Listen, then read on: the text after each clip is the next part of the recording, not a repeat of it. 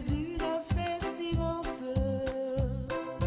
devant la souffrance du malheureux. Oui, mes amis de KMT, bonjour. Vous êtes à l'émission Jésus-Christ, celui qui libère. Donc, en cet après-midi, nous espérons que vous passerez un bon moment avec nous et surtout en compagnie de la parole de Dieu, parce que ce qui est intéressant, ce n'est pas moi-même ou mon frère qui est avec moi, mais c'est surtout Jésus-Christ de Nazareth.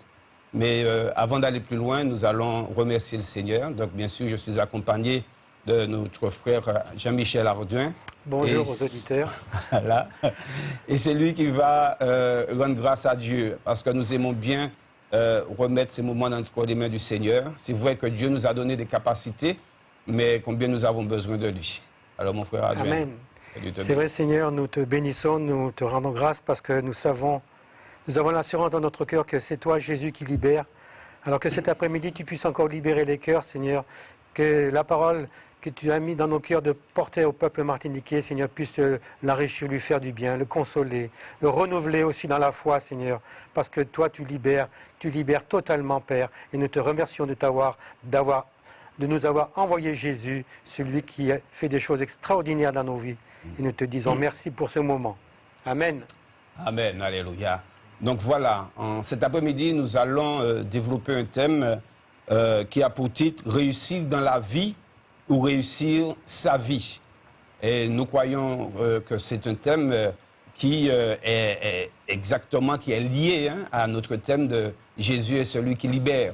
Parce que si Jésus ne nous libère pas, jamais nous ne pourrions réussir notre vie.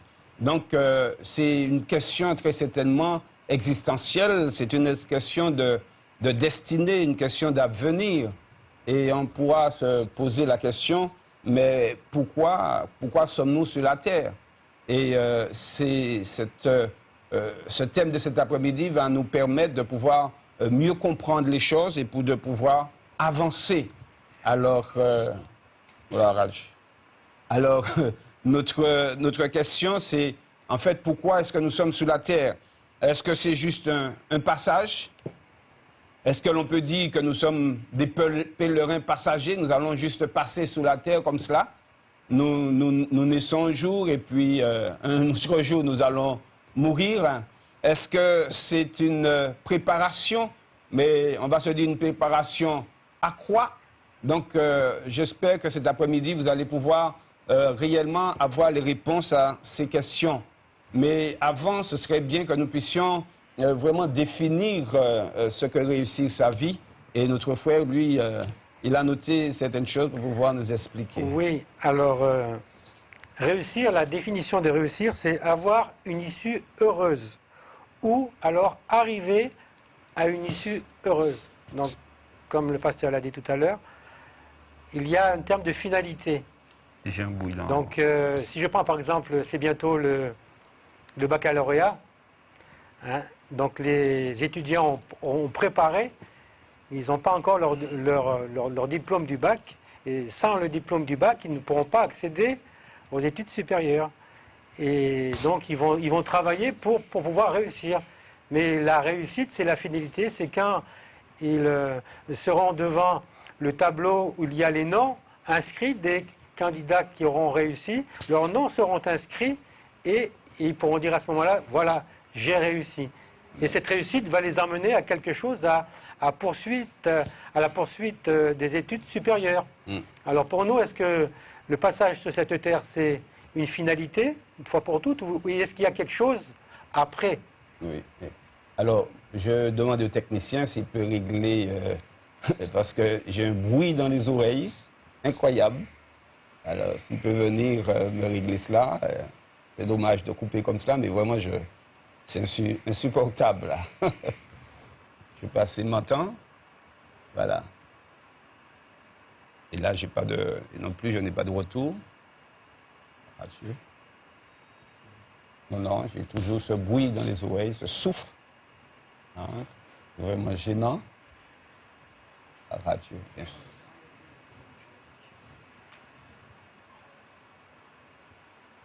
La radio. Alors, je ne sais pas si on peut continuer comme ça ou... Ben, ce sont des choses qui arrivent, hein. La vie, elle est ainsi faite, hein. Parfois, les choses se passent comme on a envie, comme on voudrait, puis d'autres fois, non.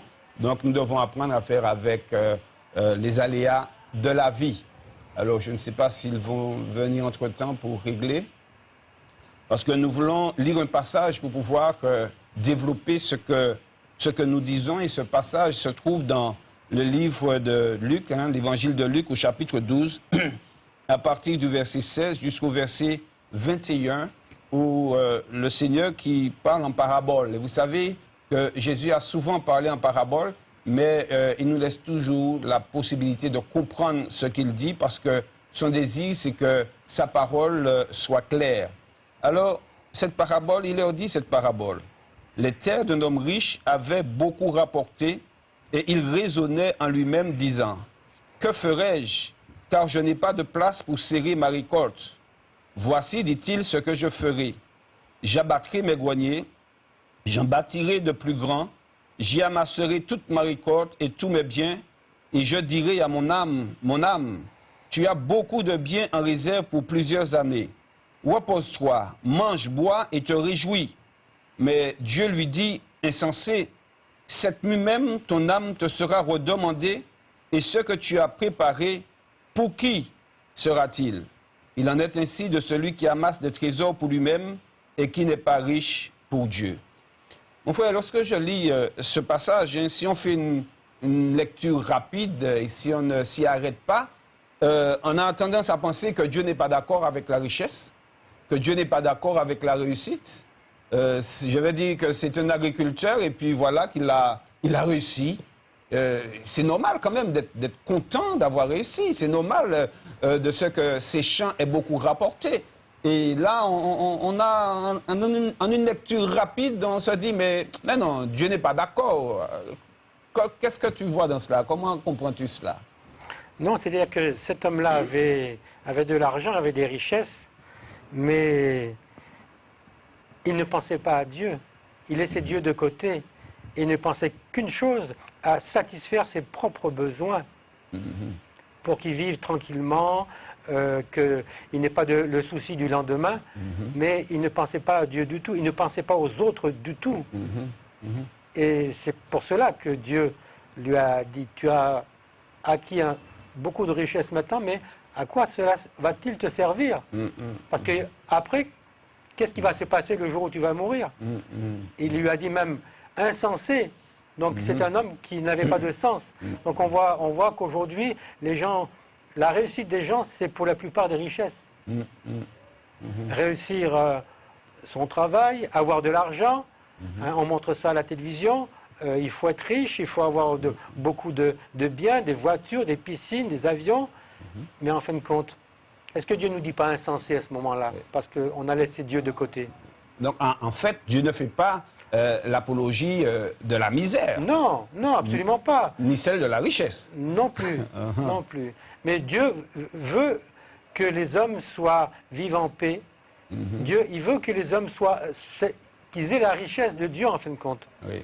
Et il y a un verset qui dit, cherchez premièrement le royaume de Dieu et sa justice, et tout vous sera donné par surcroît, par-dessus. Donc lui, il amassait ses richesses pour lui-même, en égoïste. Et alors que Dieu voulait lui donner des richesses, mais avec l'aval de Dieu. Il fallait que Dieu soit dans cette affaire, pour qu'il puisse disposer des richesses que Dieu lui avait données, aussi pour peut-être les donner à des pauvres. Mais ce n'est pas ce qu'il a fait. Donc, je comprends que Dieu, en fait, il ne fait pas, comme je l'ai dit tout à l'heure, l'apologie de la misère. Hein. Ce n'est pas sainteté qui égale pauvreté, ou même sainteté égale non plus richesse. Hein. Mais lorsque j'analyse la parole de Dieu, mes amis, et quand je regarde dans le début de la création, dans le livre de la Genèse, parce qu'il est toujours bon de revenir à la Genèse. Dans le jardin d'Éden, nous voyons que Dieu, il avait préparé un jardin de délices pour Adam et Ève. Ils avaient le droit de faire ce qu'ils voulaient quelque part, hein, sauf une seule chose. Hein. Dieu avait donné, il avait vraiment pourvu. Hein, et je crois qu'aujourd'hui encore, Dieu pourvoit, hein, pour que le monde puisse bien tourner. Et Dieu avait pourvu pour l'homme. Il avait pourvu, il y avait de l'eau, il y avait des arbres fruitiers en grand nombre, mais il y avait beaucoup plus que cela. Il y avait de l'or, il y avait des pierres précieuses, et il y avait encore quelque chose d'extraordinaire. Il y avait cette relation, Dieu avait cette relation avec l'homme. Aujourd'hui, souvent, des gens disent « Ah, mais si bon Dieu t'es capable de parler moins, s'il y a un bon Dieu, ben, ni qu'à venir parler moins. » Mais là, nous voyons qu'en fait, il y avait cette relation. La Bible nous dit qu'à, on va dire, en début de soirée, Dieu descendait dans le jardin d'Éden et le Seigneur, qu'est-ce qu'il faisait? Il venait discuter avec l'homme. Donc, l'homme avait non seulement de la richesse, cette richesse matérielle, mais encore cette richesse spirituelle. Il avait la vie, en fait, puisque la Bible nous explique que c'est Dieu la vie. Et comme ils avaient cette relation avec Dieu, donc ils avaient en eux la vie. Et nous voyons réellement que le Seigneur, il leur a tout donné. Donc le Seigneur, son désir, ce n'est pas que l'homme soit pauvre, ou ni encore que l'homme court après des richesses extraordinaires, mais c'est que l'homme soit bien.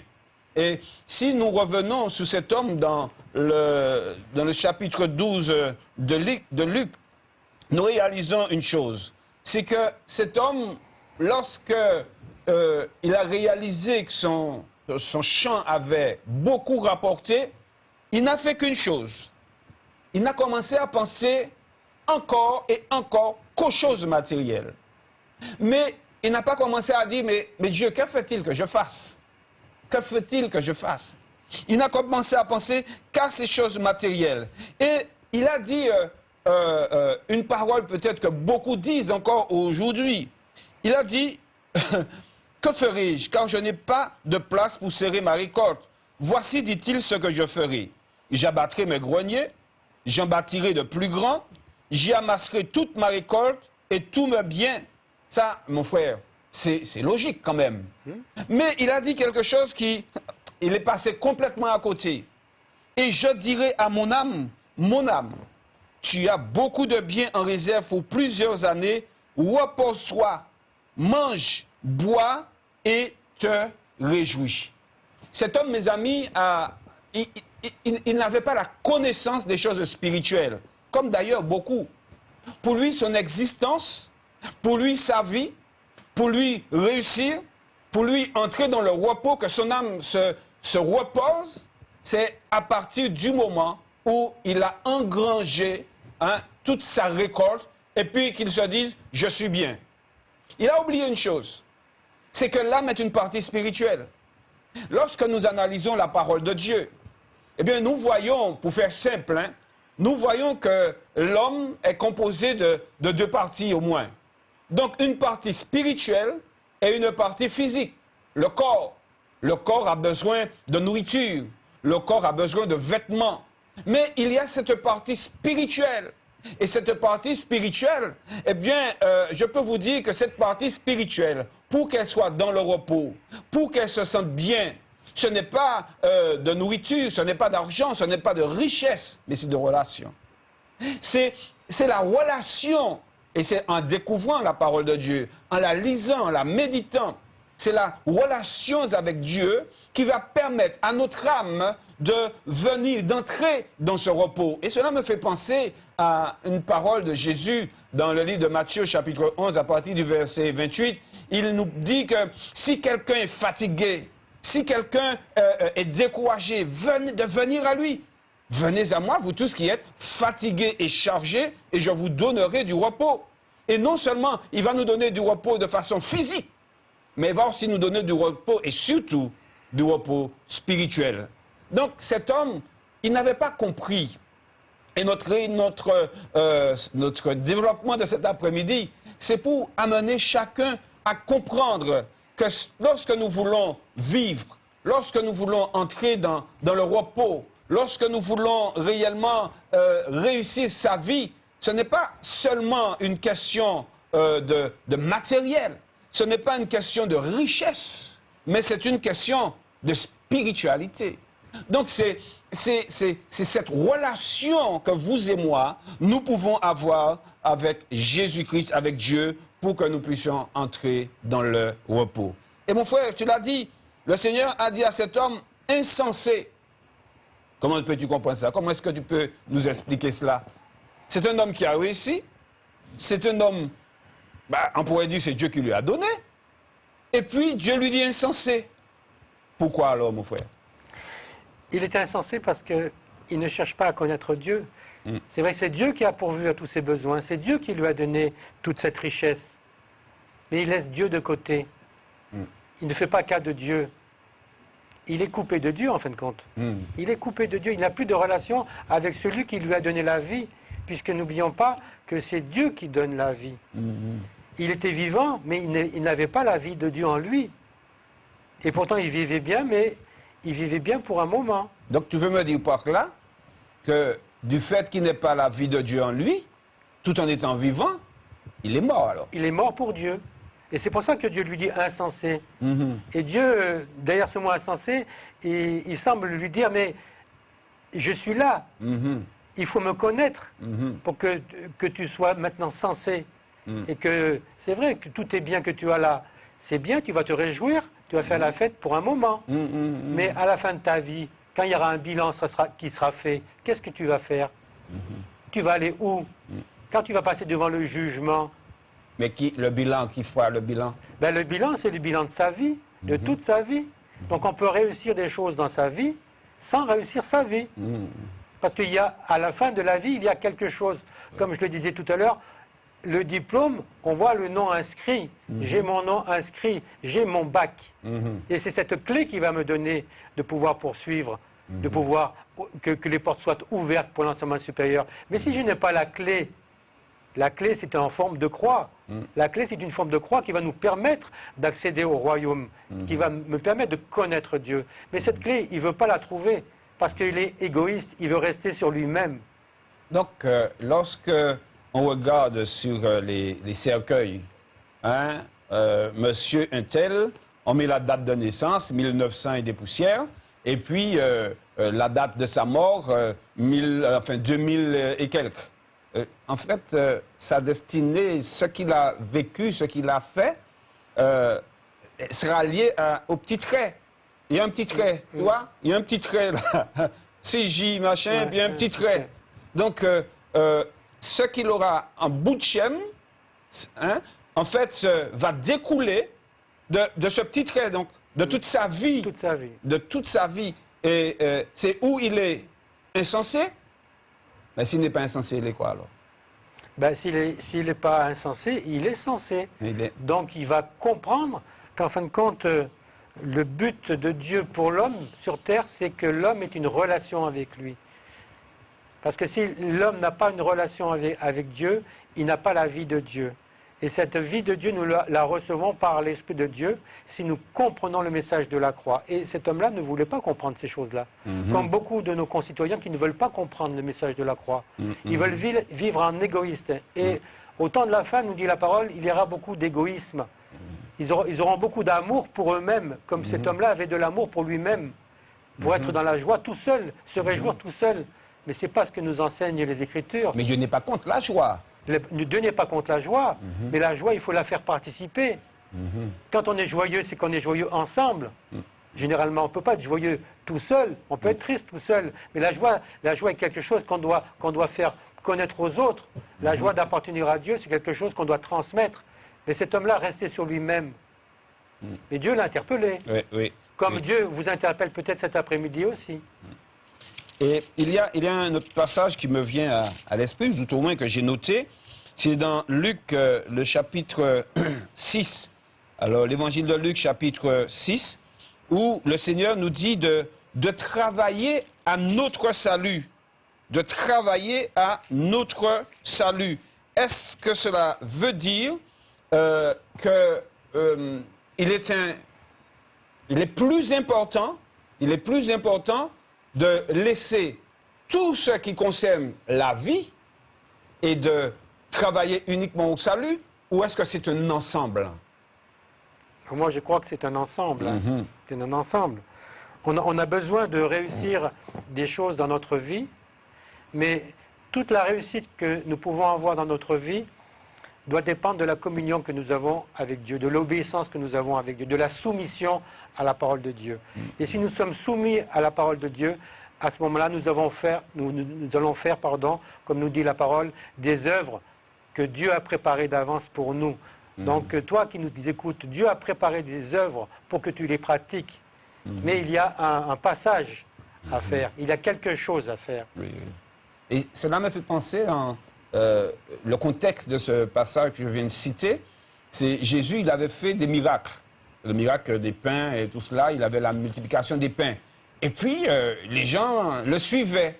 Et il leur a dit, vous ne me suivez pas, je vais dire en gros, parce que vous désirez mieux me connaître, parce que vous désirez entrer dans la vie éternelle, parce que vous désirez connaître Dieu, vous approcher de Dieu, mais vous voulez, vous me suivez parce que, eh bien, vous êtes plein, on va dire ça comme ça. Vous êtes plein parce que vous avez mangé. Et là, le Seigneur de leur dire, mais en fait, ça, c'est une nourriture qui est pour un temps. Donc, le Seigneur, bien sûr, il n'était pas contre de leur donner de la nourriture, mais il va les amener dans une dimension plus élevée.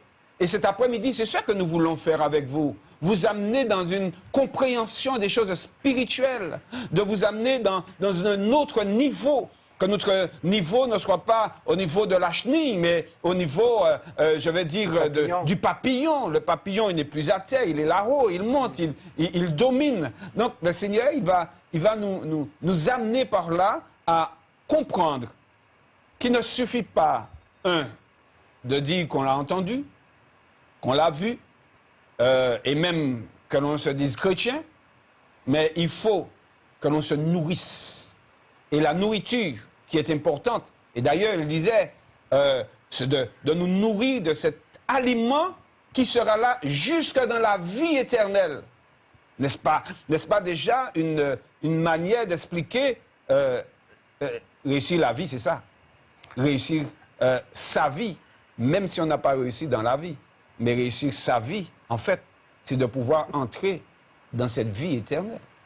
Et il y a un autre passage encore qui m'interpelle dans 1 Corinthiens 15, verset 19, où il nous a parlé de la résurrection du Seigneur et tout, où il nous a dit, si c'est dans cette vie-là seulement, que nous espérons dans le Christ, dans le Seigneur, nous sommes les plus malheureux de tous les hommes. Mes amis, aujourd'hui, l'émission, c'est Jésus-Christ qui libère. Et la connaissance que vous avez là va vous permettre de vous libérer pour pouvoir réussir votre vie. Non pas seulement de réussir dans la vie, mais de réussir votre vie.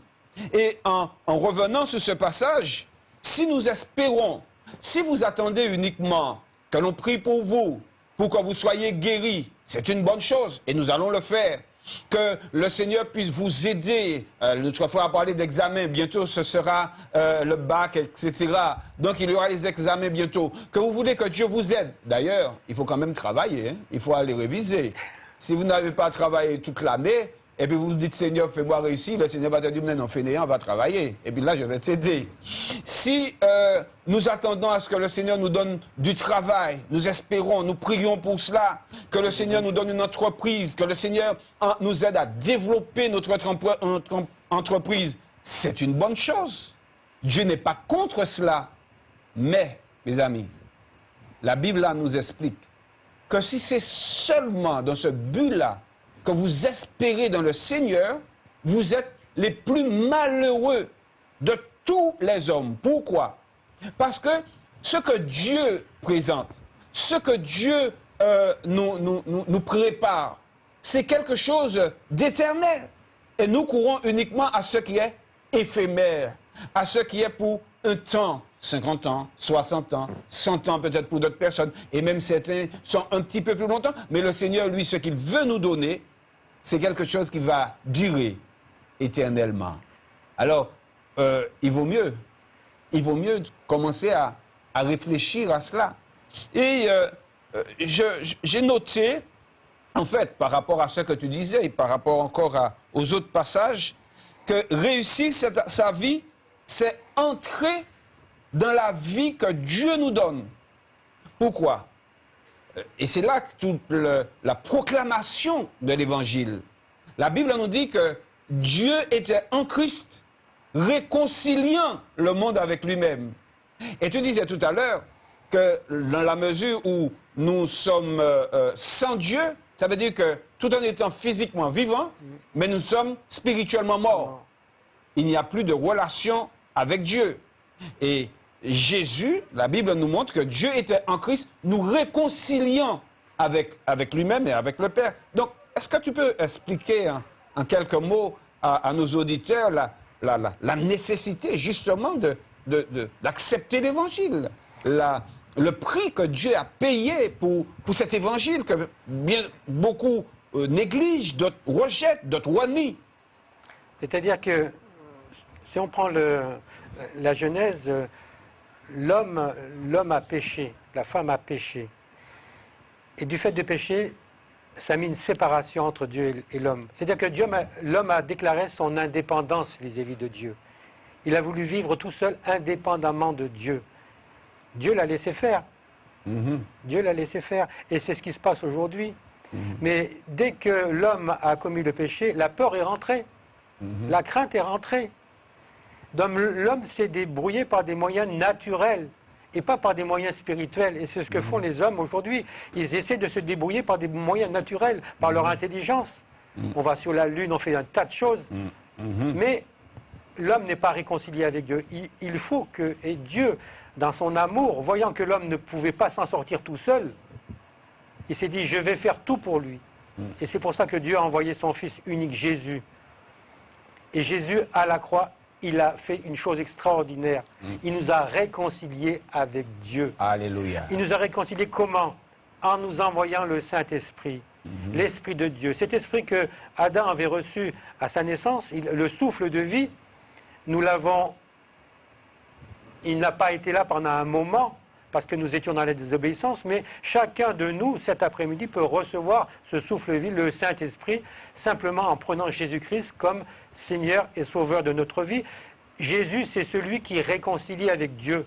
C'est le seul chemin de la réconciliation qu'il existe entre Dieu et les hommes. C'est le seul qui peut nous remettre dans les bonnes voies, sur les bons rails. Et à ce moment-là, ayant reçu l'Esprit de Dieu, Dieu nous donne par son Esprit la vie éternelle. Amen, amen. Donc, la vie éternelle, c'est ce qui va démontrer que nous avons réussi notre vie.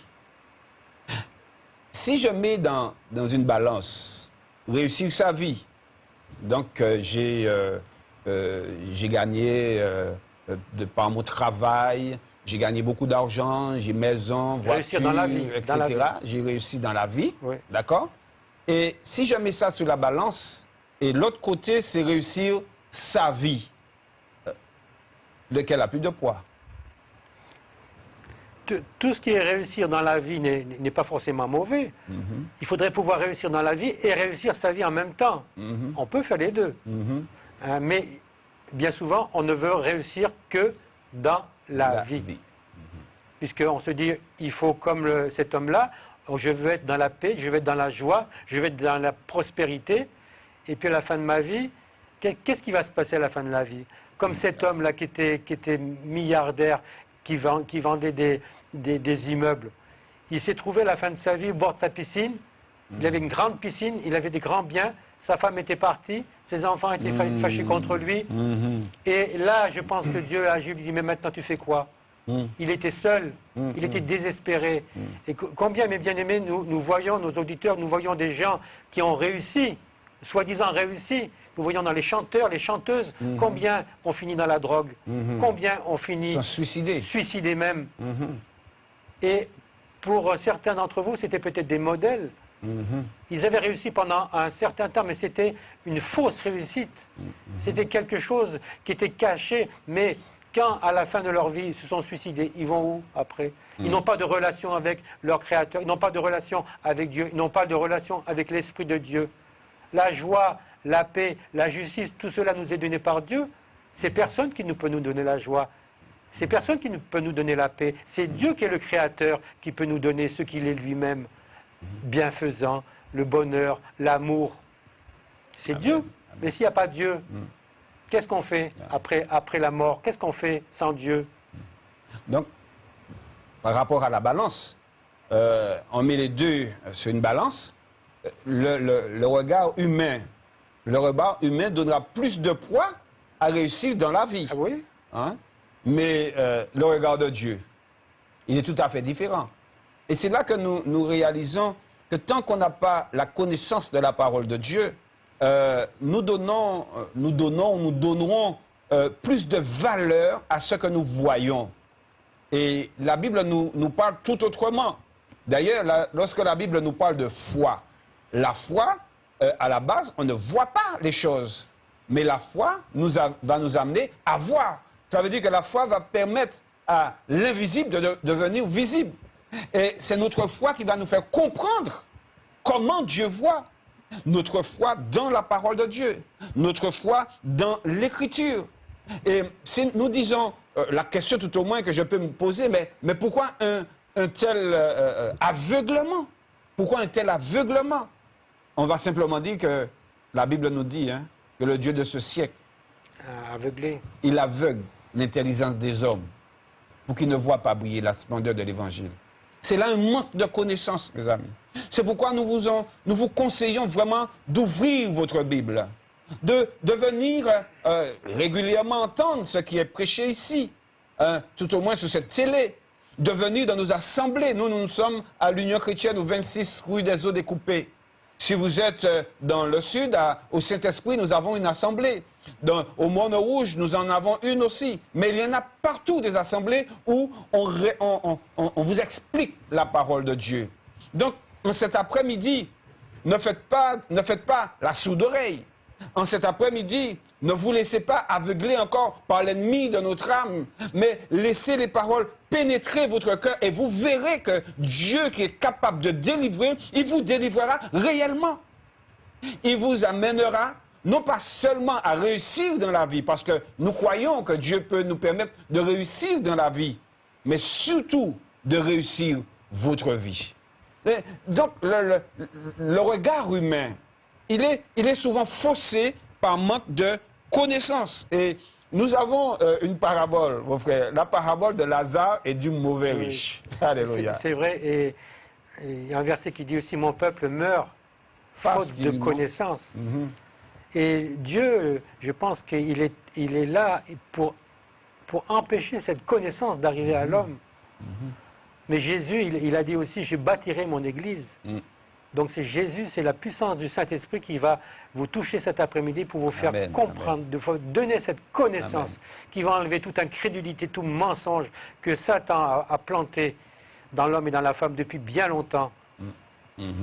Et on va lire cette parabole. Oui, alors la parabole de Lazare et du mauvais riche, donc Luc 16, alors elle est un peu longue et je vois que l'heure est en train de filer.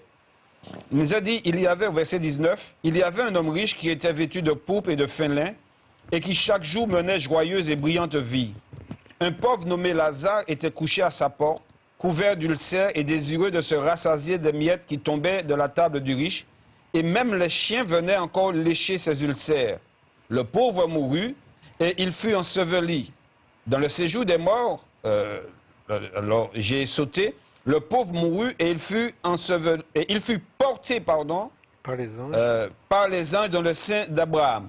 Le riche mourut aussi et il fut enseveli.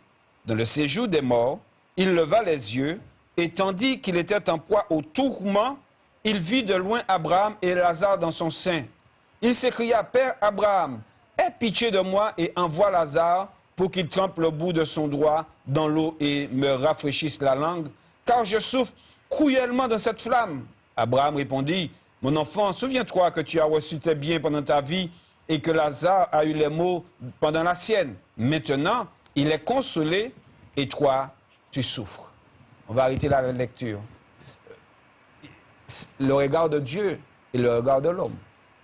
Si on met, comme je l'ai dit tout à l'heure, si on met Lazare, lorsqu'on regarde Lazare et l'homme riche, si on met ça dans une balance, on va dire qu'en définitive, l'homme riche, il a réussi dans la vie.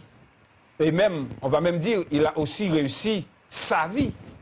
Mais la réalité spirituelle, elle va nous démontrer que cet homme riche, et quand on dit que tu sois riche que tu sois pauvre ou qu'à mort, quand même. Mais c'est le reste, c'est la suite. En fait, la mort, c'est de sortir d'une étape pour aller vers une autre étape. Et lorsque l'on meurt, il y a effectivement cette séparation de la partie spirituelle et de la partie physique. La partie physique, c'est la poussière, elle ira à la poussière, mais l'âme, la Bible nous dit, ou encore l'esprit retourne à Dieu. Et là, Jésus nous donne une explication des choses. C'est pourquoi il faut lire la Bible, il faut la comprendre. Il faut prier pour demander au Seigneur de vous aider. Dans ce passage, il nous a montré que cet homme, pour qui, tout au moins pour beaucoup, hein, avait réussi non seulement dans la vie, mais sa vie, la Bible nous montre qu'en définitive, il est dans la souffrance. Et Lazare, qui lui, il était pauvre, alors on pourrait dire, bon Dieu, tourne un dos, il baille. Mais en définitive, qu'est-ce qu'on voit? On voit que cet homme, c'est lui qui est dans la paix. C'est lui qui est dans le repos. C'est lui qui est dans la consolation. Donc, mes amis, il ne faudrait pas vous méprendre. Il faut vraiment que vous ayez ce cœur ouvert à la parole de Dieu, parce que notre Seigneur, notre Dieu, il veut justement, lorsque Jésus est venu à la croix, nous l'avons dit tout à l'heure, la Bible dit que Dieu est venu pour réconcilier le monde avec lui-même. Donc, lorsque vous acceptez Jésus comme votre sauveur personnel, même si vous êtes malheureux, même si vous êtes malade et vous mourrez dans la maladie, comme Lazare, et là, vous avez l'autre partie a de l'argent, mes amis, permettez-moi de vous dire que c'est celui qui est mort en Jésus-Christ qui a gagné sa vie. C'est celui qui est mort en Jésus-Christ qui a reçu réellement cette vie éternelle, cette paix avec Dieu, ce repos avec Dieu. Donc, nous vous encourageons réellement à lire la parole de Dieu.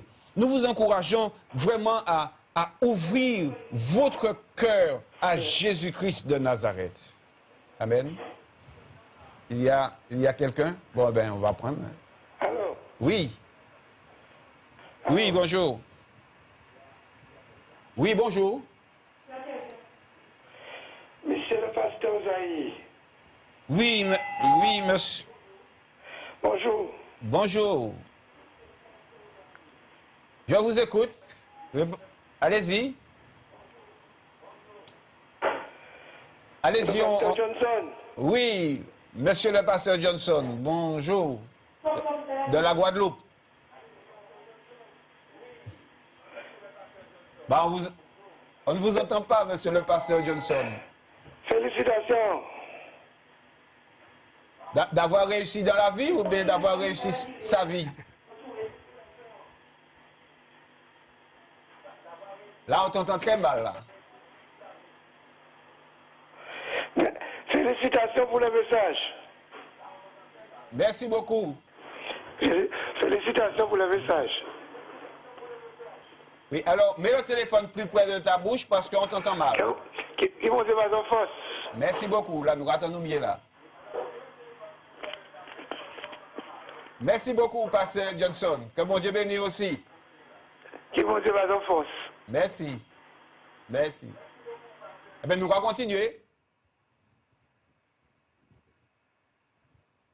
On avait beaucoup de mal à l'entendre. Merci encore au pasteur Johnson de la Guadeloupe. Donc, nous voyons qu'en fait, avec l'exemple de Lazare et du mauvais riche, réussir sa vie, c'est entrer dans le repos de Dieu. Et c'est ce que nous disions à un moment où Jésus a dit, « Venez à moi, vous tous qui êtes fatigués et chargés, je vous donnerai du repos. » Allô? Allô? On vous écoute?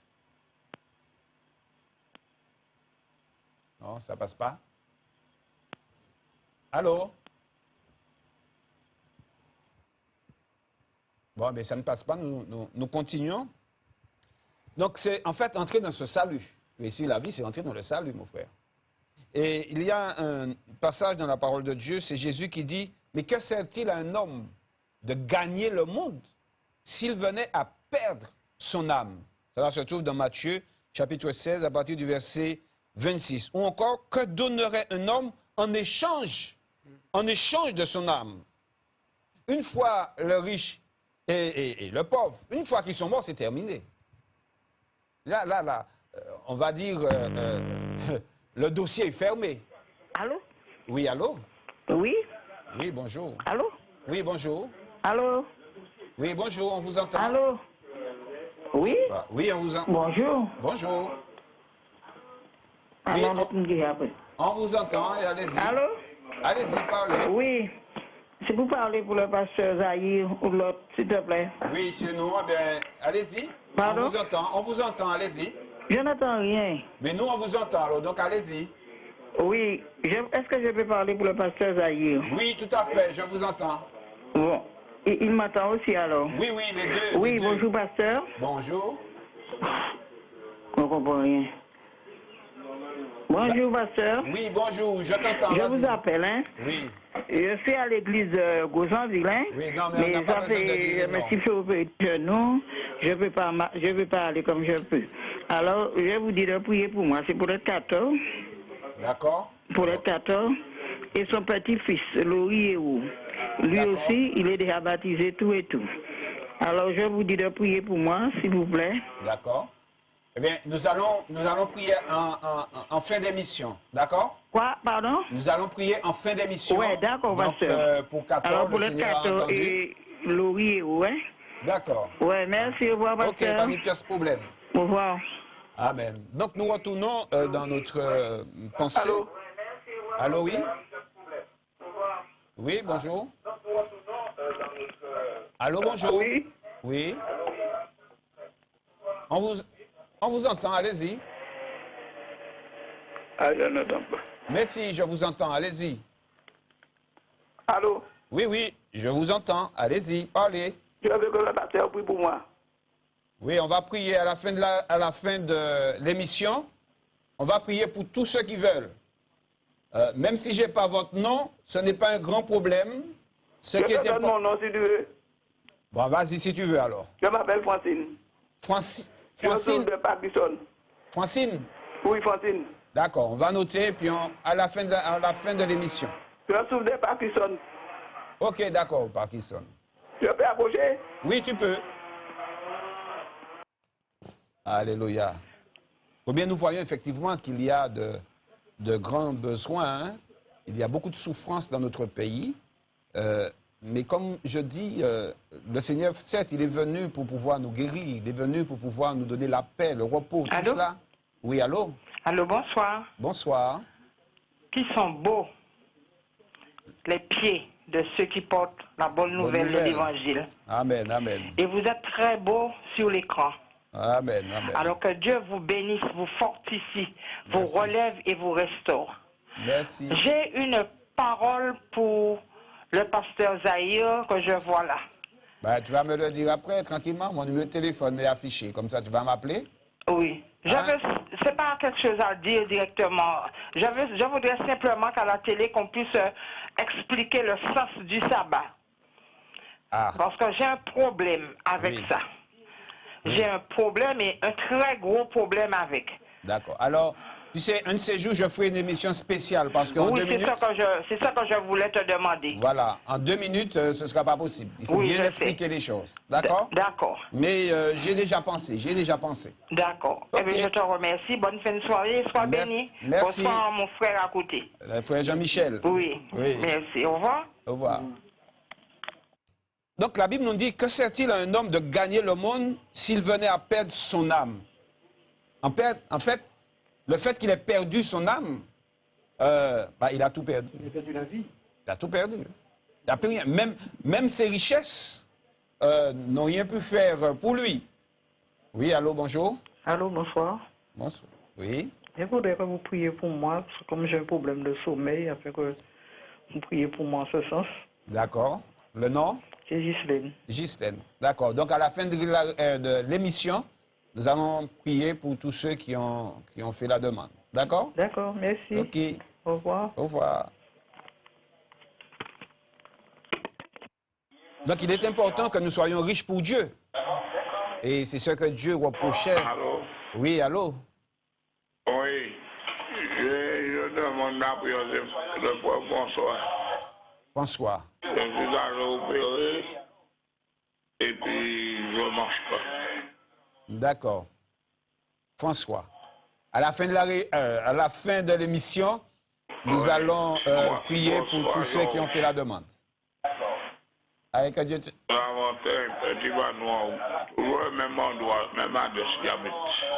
Mais le Seigneur connaît. Le Seigneur connaît l'adresse. Bon. Hein, nous allons prier au nom de Jésus pour vous. Et puis, je mange pas. D'accord. Amen. Ok, on va prier tout à l'heure. Ouais. D'accord. Merci à Jésus. Oui. Allô, oui? Allô, oui. Oui. Oui, c'est le frère Paul. Paul? Oui, oui. Alors, Paul? Oui. Alors, qu'est-ce que tu veux? Je voulais parler pour le pasteur Zahir. Ben, c'est moi. Zahir? Oui, oui. Bon, ben, c'est le frère Paul. Oui.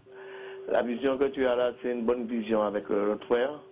Je t'encourage Merci. de continuer parce qu'il y a beaucoup d'hommes derrière qui ont besoin de Jésus. D'accord.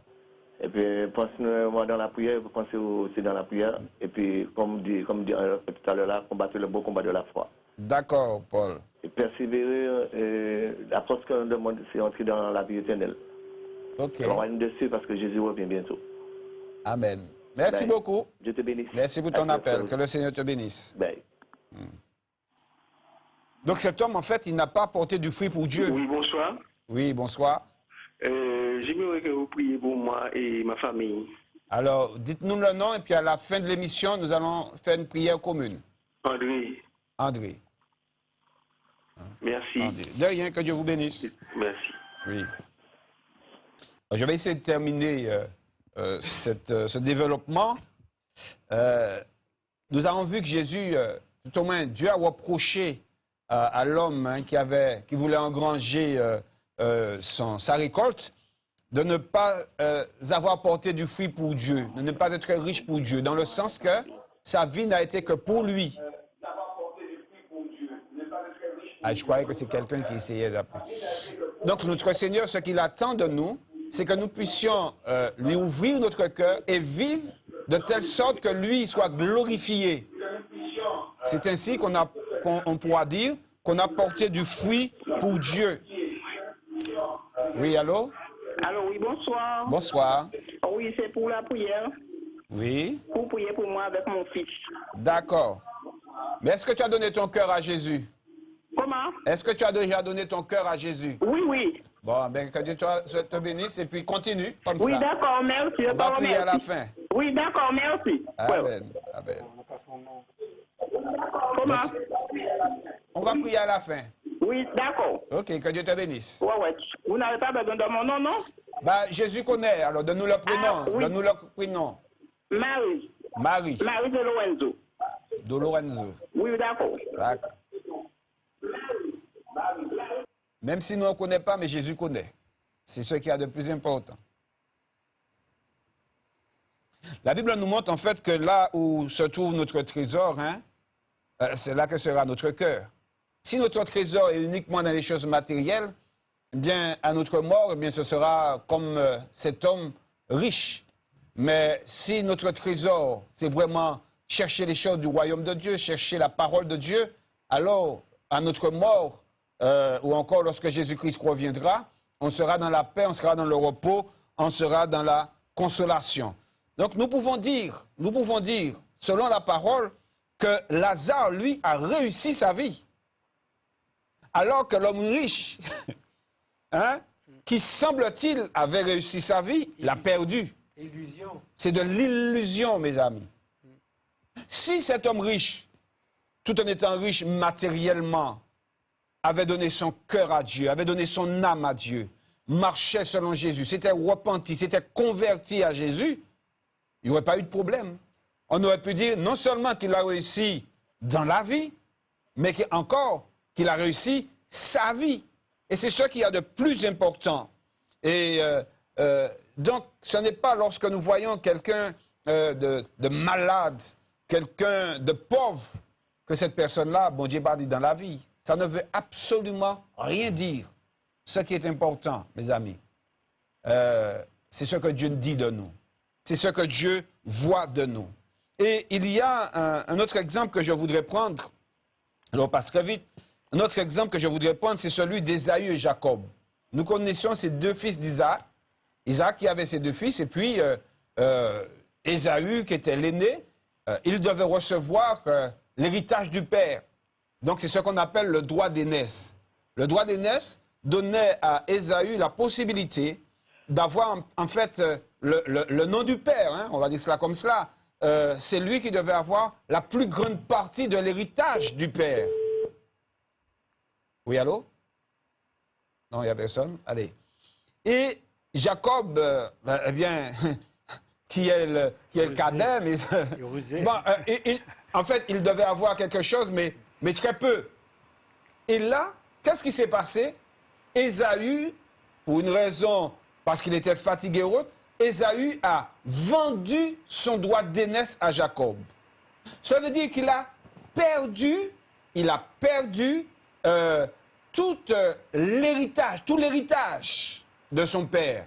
Et la Bible nous montre en fait, pour aller vite parce que l'heure est arrivée, que Ésaü, lui, qui devait être l'héritier, et non seulement l'héritier sur le plan matériel, mais sur le plan spirituel, a quasiment tout perdu. Parce que lorsque nous regardons la vie de Jacob, nous voyons que Jacob, non seulement il a gagné en richesse, mais encore, et ce qu'il y a de primordial, il a gagné dans la lignée de Jésus-Christ de Nazareth. Lorsque vous regardez l'arbre généalogique de Jésus-Christ de Nazareth, qu'est-ce que vous voyez? Vous voyez Isaac, et après vous voyez Jacob. Mais vous ne voyez pas Ésaü. Ésaü, on va dire qu'il a disparu. Pourquoi? Parce que Ésaü ne s'est soucié que de son ventre. Ésaü ne s'est soucié que des choses matérielles. Comme aujourd'hui, les hommes et les femmes, enfin beaucoup, se soucient uniquement de ce qu'ils vont faire tout à l'heure, demain, de leur vie présente. Ou même lorsqu'ils vont prier, lorsqu'ils vont espérer en Jésus-Christ, ils ne vont espérer que dans des choses futiles, enfin pas futiles, des choses matérielles, des choses pour le moment, le temps présent. Et Jésus nous dit qu'il peut nous donner au-delà de toute mesure. Non seulement dans cette vie ici-bas, mais dans le siècle à venir. Cela veut dire que Jacob, lorsque nous regardons la généalogie de Jésus, nous voyons que Jacob est entré dans la filiation avec Jésus-Christ de Nazareth. Et c'est ce qu'il y a de meilleur, mes amis. Alléluia. Même si vous avez perdu, même si vous êtes au chômage, même si vous êtes malade et que vous mourrez comme cela et qu'on vous dise « Eh bien, monsieur, Patenia, rien pour lui ?» Non. Si vous avez Jésus-Christ, vous avez tout, mes amis. Vous avez votre nom inscrit dans le livre de vie. Et lorsque vous prenez votre baptême en Jésus-Christ de Nazareth, vous avez, la Bible nous dit que vous avez revêtu Christ. Vous avez accepté Jésus. Donc vous avez la vie en vous-même. Et cette vie-là, la mort ne pourra pas l'enlever. Alléluia. Personne ne pourra l'enlever. C'est pour cela que nous vous appelons vraiment à réfléchir. Le temps qui nous est imparti arrive à sa fin. Mais, mes amis, donnez votre cœur à Jésus-Christ de Nazareth. Donnez votre cœur à Dieu. Et vous verrez que lorsque Jésus-Christ reviendra, la Bible nous dit que Jésus-Christ, il reviendra prendre ceux qui un jour ont pris la décision de lui donner leur vie. Et là, on pourra dire que vous avez réussi votre vie, que vous avez vraiment réussi. Nous allons prier pour vous, pour que vous puissiez donner à Jésus votre cœur. Si vous voulez continuer à comprendre ces choses, je vais encore vous inviter. Déjà dans nos réunions, l'adresse est mentionnée au bas de la télé, mais je veux encore vous inviter le lundi 15 mai et lundi 29 mai au restaurant Bord de Mer. C'est une sorte de restaurant paillote. Au restaurant Bord de Mer, Caille Alain, lorsque vous entrez dans le bourg de Chelcher, vous passez devant la mairie, après vous longez la place, hein, là où les gens jouent au basket, tout cela, vous longez la place, et puis vous verrez une passerelle jaune, c'est là, vous vous arrêtez là, c'est Caille Alain, à partir de 19h, où je vais encore expliquer l'évangile. Et si vous voulez qu'on prie pour vous, nous allons encore là vous prier avec vous au nom de Jésus-Christ de Nazareth. Donc c'est le lundi 15 mai et le lundi 29 mai à 19 h. Et puis bien sûr, nous avons à la fin une petite collation. Donc nous allons prier pour tous ceux qui ont demandé réellement à ce que le Seigneur les visite. Nous n'avons pas beaucoup de temps, mon frère. Il nous reste 2 minutes. Prie pour ces personnes. S'il te plaît. Éternel, mon Dieu, c'est vrai, c'est ton esprit qui convainc de péché. C'est ton esprit, Seigneur, qui révèle l'insuffisance dans nos cœurs, Seigneur. C'est ton esprit qui révèle la vérité. Oui, Seigneur, certaines personnes ont appelé cet après-midi. Louis, Francine, Ghislaine, Oui, François, Jésus, Paul, Jésus, André, Jésus. Marie, Seigneur. Tu vois leurs problèmes. Tu connais chacun de leurs problèmes, Seigneur, car c'est toi qui les as créés. Étant le Créateur, Seigneur, tu sais aussi les réparer, tu sais les restaurer, tu sais les fortifier, Amen. tu sais les guérir, tu sais guérir leurs plaies, Seigneur. Mais tous ceux qui ne t'ont pas encore reçu, Oh, tous ceux qui ont Jésus. entendu cette parole, Seigneur, que cette parole puisse Bénis vraiment les agir dans clignes, leur cœur, Seigneur, oui. qu'ils puissent vraiment, Seigneur, se donner à toi pour avoir cette vie en abondance, que tu promets en abondance, Seigneur. Oui, éternel, mon Dieu, tu leur donneras parce qu'ils veulent s'approcher de toi, Seigneur.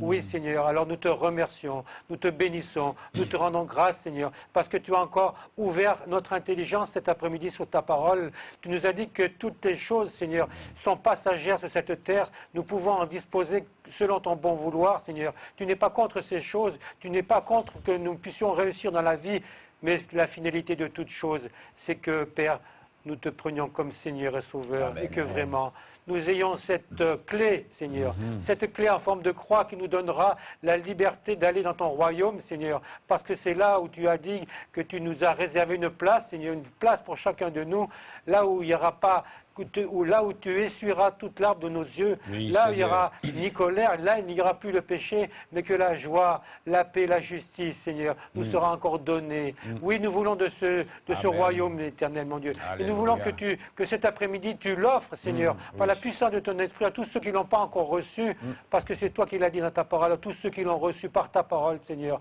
Cette parole a la puissance de devenir enfants de Dieu, lesquels sont nés ni de la chair, ni du sang, ni de la volonté des hommes, mais nés de Dieu. Que ces gens qui ont entendu ta parole, ces bien-aimés qui ont entendu, ces Martiniquais qui ont entendu ta parole, puissent être touchés, devenir enfants de Dieu. Car c'est ta volonté, Amen, Papa, amen. c'est ta volonté qu'ils deviennent ton enfant, Oui, leurs enfants, Seigneur. Seigneur. Et nous te bénissons pour cela. Au Oui, nom de Jésus. nous voulons que ton royaume s'enrichisse encore, Seigneur, Oui. car il y a le joie dans le ciel pour un seul qui se convertit. Alors, éternel mon Dieu, fais cette action par grâce, fais miséricorde encore en cet après-midi, et que vraiment l'Esprit de Dieu qui plane cet après-midi en Martinique puisse toucher le cœur de tous les gens qui ont entendu cette parole, et que vraiment la vérité soit dans leur cœur pour s'approcher de Dieu, être en communion avec le Créateur. Et nous te bénissons pour amen. toutes les guérisons Amen. que tu auras opérées en cet après-midi, Gloire Père, à dans Dieu. le nom Nom de de Jésus. Amen. Alléluia. Alléluia. Gloire à Dieu. Jésus a entendu et votre foi vous permettra de saisir la guérison et la délivrance. Et donnez votre cœur à Jésus. Vous avez tous les numéros, vous pourrez nous appeler. On pourra venir chez vous, on pourra vous enseigner encore la parole de Dieu. Allez, que Dieu vous bénisse. Frère Michel, merci beaucoup. Que Dieu vous bénisse. Merci, pasteur. Amen. Que Dieu soit béni. Que Dieu soit glorifié. Nous sommes dans la joie parce que nous prêchons la parole de Dieu. Amen. Allez, bon Dieu bénisse autres. Bye bye.